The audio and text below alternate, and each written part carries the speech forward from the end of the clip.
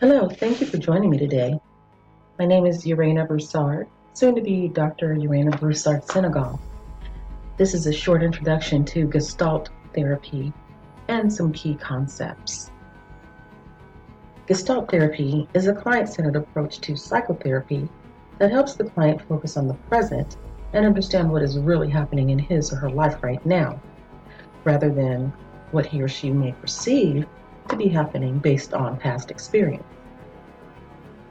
I'm going to discuss Gestalt Therapy, the key concepts and therapeutic goals of Gestalt Therapy, as well as the population for treatment and the multicultural factors when dealing with a diverse cultural population. Gestalt Therapy was developed by Fritz Perls, Laura Perls, and Paul Goodman in the 1940s. It is an experiential and humanistic form of therapy that was originally designed as an alternative to conventional psychoanalysis. The word Gestalt comes from the German word meaning shape or form, and it references the character or essence of something. Fritz Perls was a noted German-born psychiatrist and psychotherapist. He created the term Gestalt Therapy to identify the form of psychotherapy that he developed with his wife, Laura Perls, in the 1940s and 50s. Laura Perls was also a noted German-born psychologist and psychotherapist who helped establish the Gestalt School of Psychotherapy. She became interested in psychology when she was around 16 years old and later married Fritz Perls in 1930. Paul Goodman was a co-founder of Gestalt Therapy. He was a writer and a lay therapist for a number of years and co-authored the book Gestalt Therapy, Excitement and Growth in Human Personality with Fritz Perls and Rolf Hefferlein in 1951. Gestalt therapy is similar to existential psychotherapy in the way that they both place a large focus on the human condition altogether. The concept of human nature is that we are born with 5 genetically encoded needs that drives us all of our lives. Those needs are self-preservation, love and belonging, inner control, freedom, and enjoyment. We all have these needs, but they vary in strength. For example, we all have a need for love and belonging, but some of us need or desire more love than others. A basic concept of Gestalt is the here and now. This helps the client concentrate on being in the present moment while discovering suppressed feelings that have been masked in effort to avoid dealing with the emotions of past memories. Through Gestalt therapy, the emotions that were suppressed are more likely to surface for the client. The goal is to help the client use what has happened in their past and what could possibly happen in the future to impact the present in a positive way. Reowning is another concept of Gestalt therapy that basically helps the client reintegrate the disowned parts of their personality, basically to allow them to grow up, stand on their own 2 feet, and deal with their life problems themselves. And through this process, clients learn to become aware of how their own negative thoughts and behaviors are blocking true self-awareness and making them unhappy. Self-awareness also includes knowing the environment, knowing oneself, accepting oneself, and being able to make contact with others. By doing so, the client will have a better chance to live authentically. To live a life of satisfaction requires that you live authentically. Both Gestalt and existential therapy emphasize living authentically. There are several therapeutic goals of Gestalt therapy. One of the goals is to move the client towards increased awareness of themselves so that they can assume ownership of their experience as opposed to making others responsible for what they are thinking, feeling, and doing. Through this process, clients will develop skills and acquire values that allow them to satisfy their own needs without violating the rights of others.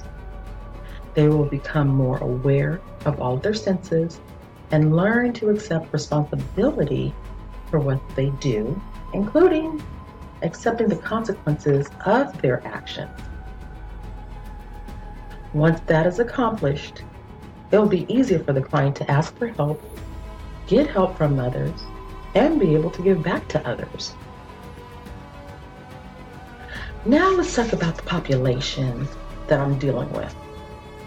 Although Gestalt Therapy has been successfully integrated into treatment programs for adults and teens, my focus is on the adult population who are being treated for all types of addiction, substance abuse, behavior, mood, and/or eating disorders, grief, loss, and/or trauma, bipolar, depression, and other related conditions.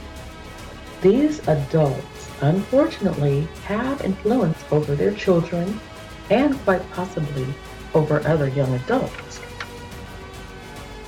In Gestalt Therapy, clients develop awareness of what they're doing, how they are doing it, and how to change themselves.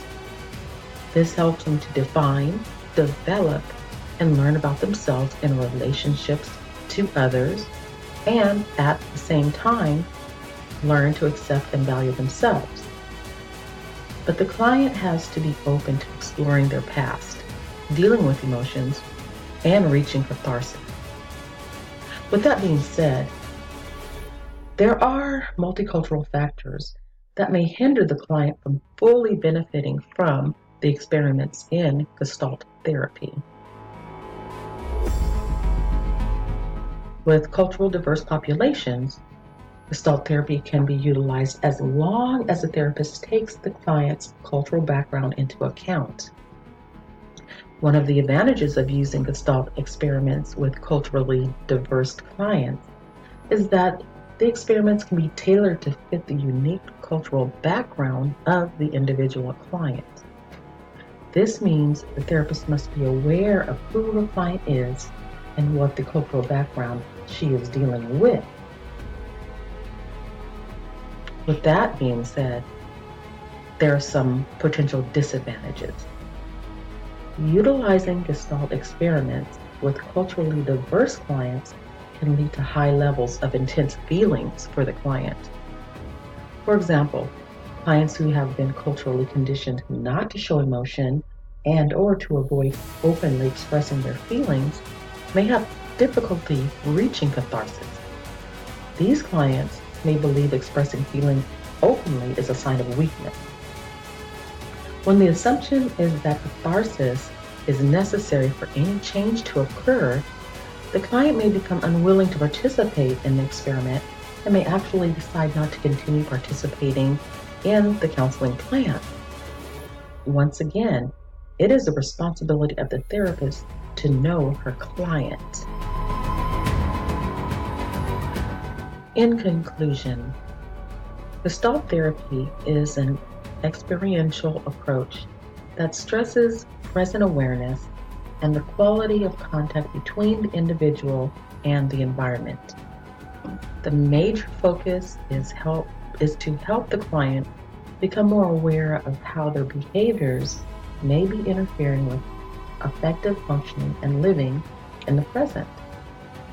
The goal is to help the client achieve a heightened awareness of, quote, what is, end quote, through change in their behavior, and to continually discover how their thinking, feeling, sensing, and behaving either works or does not work for them. The primary benefit of Gestalt therapy is that it promotes a focus on the present and an awareness of the mental and emotional processes that impact one's decisions, actions, and behaviors. It helps clients develop the ability to conduct real-time monitoring for their thoughts and actions. keeping them in the present and encouraging them to understand what they are thinking and doing.